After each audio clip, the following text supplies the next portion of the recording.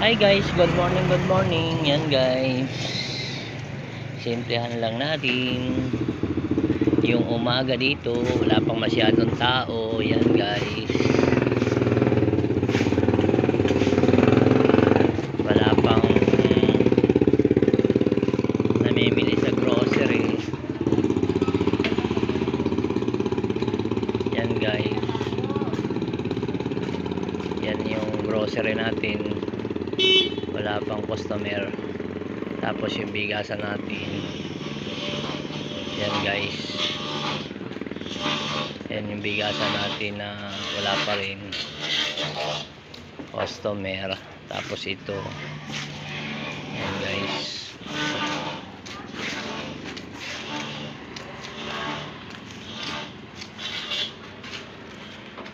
tahimik pa yung umaga dito. Yan guys, ito yung gulay natin. Yan guys, bali na display ko na yan, kaya yung mga kasama ko konting ayos na lang. Yan guys, tapos yung manok natin